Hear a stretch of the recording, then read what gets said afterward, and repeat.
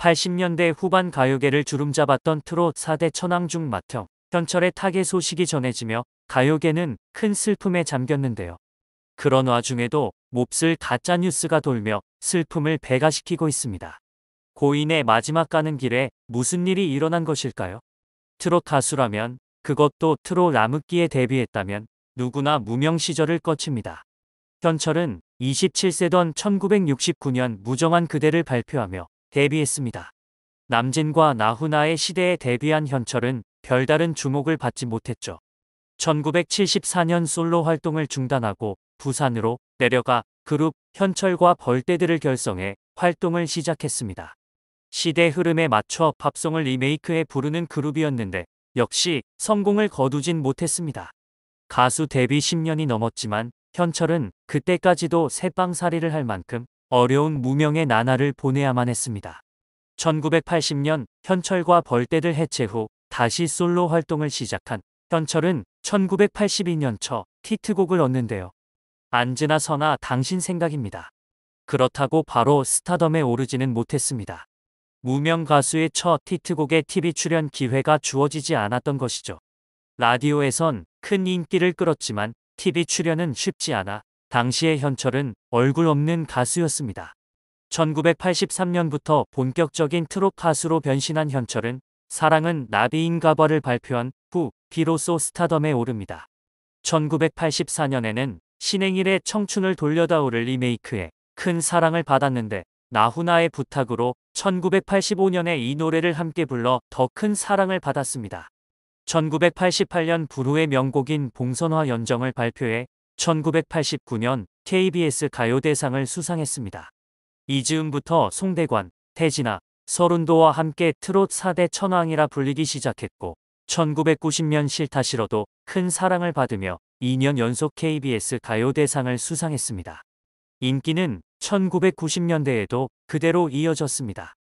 6년 연속 10대 가수상을 수상한 데다 1998년 여론조사 가장 인기 있는 가수 부문에서 40대와 50대 선호도 1위를 기록했습니다. 트롯이 주춤했던 2002년에 발표한 아미새도 폭발적인 인기를 기록하며 현철의 아성이 무너지지 않았음을 입증했습니다. 무대에서 추락하는 사고 등 큰 부상을 입는 일도 있었지만 그는 팬들과의 약속을 깰 수 없다며 무대에 서곤 했습니다. 하지만 2019년 경추 디스크를 다치며 수술을 받은 뒤부터는 점차 활동이 줄었고 2020년 불후의 명곡에 레전드 가수로 출연한 것이 마지막 방송 활동이 되었습니다. 고인의 장례는 대한민국 가수장으로 치러지는데요. 협회의 이름을 달지 않고 진행되는 가수장으로 현철이 첫 번째 대한민국 가수장이라고 합니다.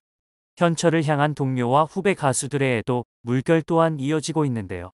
빈소에도 달려왔던 장윤정은 SNS 계정에 현철과 함께 노래를 부르는 사진을 올리며 정말 또다시 정말 감사했습니다라고 적었습니다. 이어 항상 격려해 주신 덕분에 힘냈습니다. 비가 많이 옵니다. 빗길 조심히 삼가 고인의 명복을 빕니다. 잊지 않겠습니다고 했습니다. 장윤정과 현철의 인연은 더더욱 특별한데요. 과거 한 방송에서 장윤정이 현철에게 노래를 배웠다고 밝히며 고등학교 1학년 때였다고 전했습니다. 당시 현철은 장윤정이 고1 때 나한테 노래를 배웠다. 요즘 톱스타가 돼 항상 기쁘게 생각한다며 뿌듯해했습니다. 이에 장윤정은 현철 선배님 사무실에 찾아 가서 가수를 시켜달라고 갔는데 나에게 대학교는 졸업을 해야 후회를 안 한다고 했다고 과거 인연을 공개했죠. 나태주는 전날 자신의 SNS에 현철의 생전 무대 위 노래하는 모습의 사진과 함께 삼가 고인의 명복을 빕니다. 부디 편안히 쉬십시오. 현철 선생님이라며 애도를 표했습니다. 4대 천왕으로 함께 불리던 서른도는 황망하다. 갑자기 비보를 들었다. 몸이 안 좋다는 이야기는 들었지만 잘 이겨내시겠지 했는데 갑자기 돌아가셨다는 비보를 들으니 놀랐다. 형님이 수술을 받으셨는데 잘 안 돼서 다시 받으신 걸로 알고 있다. 이후로 좀 건강이 더 안 좋아지신 것 같다. 마음이 정말 아프다고 전했습니다. 또한 서른도는 라디오 방송에서도 밤에 갑자기 비보를 듣고 잠이 안 오더라. 형님은 하루아침에 스타가 된 분이 아니라 오랜 고난과 역경 끝에 스타가 된 분이라 다시 훌훌 털고 돌아오실 거라 생각했는데 그게 아니었다.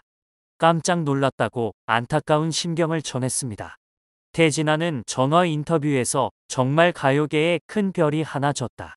4인방이 유독 가깝게들 지냈고 같이 공연도 많이 했는데 돌아가셨다는 소식에 마음이 많이 복잡했다고 말했는데요. 태진아는 고인에 대해 선후배들에게 정이 많았던 선배라며 내가 가수협회장 할 때 많이 도와주고 조언도 많이 해줬다고 회고했습니다. 태진아는 또한 89년, 90년 선배가 가수왕이 됐을 때 정말 뜨겁게 같이 많이 울었다. 자료가 지금도 남아있다. 내가 가수왕 했을 때도 선배가 뜨겁게 많이 울어줬다고 말했습니다.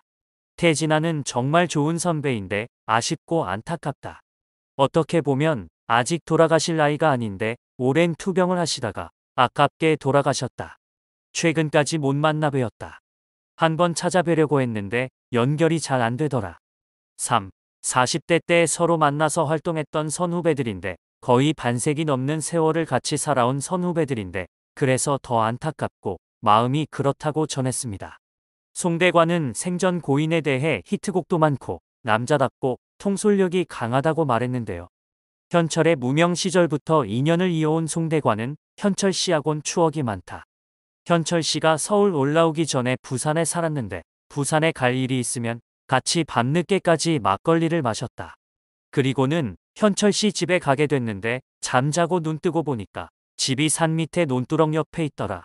그렇게 어렵게 살면서 성장했다고 전했습니다. 송대관은 한때 사람들이 4인방이라고 부를 때 허구한 날 같이 어울려 지냈다.